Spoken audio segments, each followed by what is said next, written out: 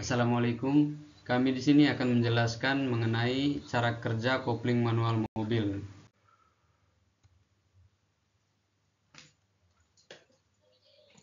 Nah, untuk anggota kelompoknya sendiri, saya Christian Chandra Agung Wiranata dan teman saya Fuad Ramadhani. Kemudian pembahasan berikutnya, fungsi kopling manual. Kopling mobil manual berfungsi sebagai pemutus putaran dari mesin ke transmisi secara instan. Prinsip kerja kopling memanfaatkan gesekan antara plat kopling dengan plat penekan. Untuk gesekan berlangsung secara mulus, beberapa mekanisme pada sistem kopling harus ada. Dalam sistem kopling manual mobil, pedal kopling diposisikan paling kiri dan diinjak ketika melakukan perpindahan transmisi. Kemudian fungsi kopling manual. Kopling mobil manual memiliki beberapa fungsi penting. Yang pertama, menyambung dan memutus daya mesin pada roda lewat transmisi. Kemudian mengangkat mesin pada saat mobil akan bergerak sehingga penggerakan kendaraan terasa lebih halus dan lancar. Selanjutnya, memudahkan pengemudi ketika akan melakukan perpindahan gigi pada saat kendaraan sedang melaju. Selanjutnya, menghentikan laju kendaraan tanpa perlu mematikan mesin terlebih dahulu, misalnya saat berada di lampu merah atau jalanan yang macet. Kemudian, menunjang performa kendaraan dalam hal proses pengereman bekerja secara optimal melalui transmisi. Selanjutnya, cara kerja kopling manual mobil. Cara kerja kopling manual mobil itu sendiri yaitu saat pedal kopling diinjak, ujung tuas akan mendorong bantalan luncur ke belakang. Bantalan luncur akan menarik plat tekan melawan tekanan pegas atau bergerak mundur. Ketika plat tekan bergerak mundur, plat kopling terbebas dari flywheel sehingga perpindahan daya terputus. Setelah pedal kopling dilepas, pedal kopling mendorong plat tekan maju dan menjepit plat kopling dengan flywheel sehingga terjadi perpindahan daya dari mesin ke transmisi.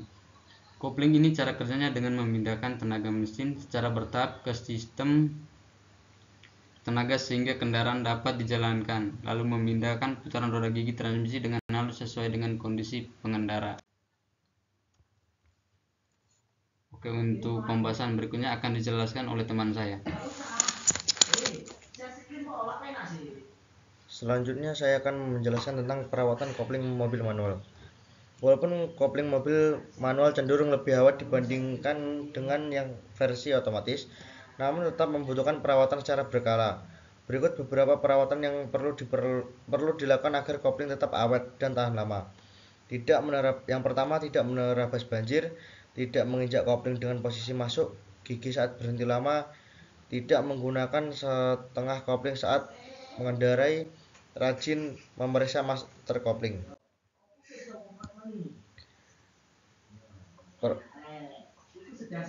Perawatan kopling mobil manual dilakukan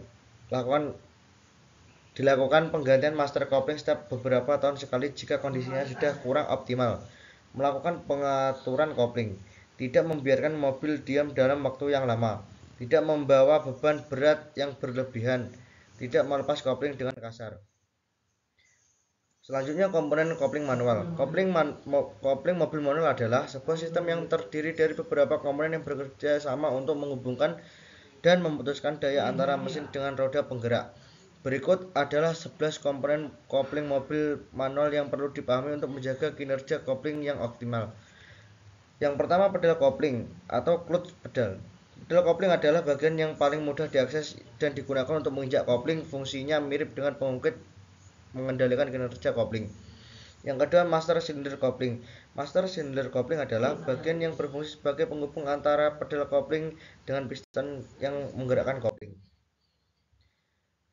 Selanjutnya, relasi bearing. Relasi bearing adalah bagian yang berfungsi sebagai penghubung antara master cylinder kopling dengan piston yang menggerakkan kopling.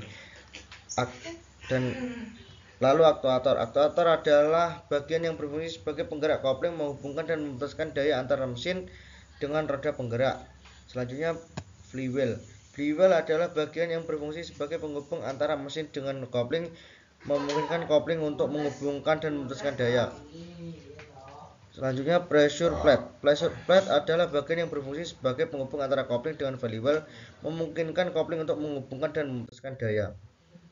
Komponen kopling manual. Clutch rest fork adalah bagian yang berfungsi sebagai penghubung antara pedal kopling dengan piston yang menggerakkan kopling.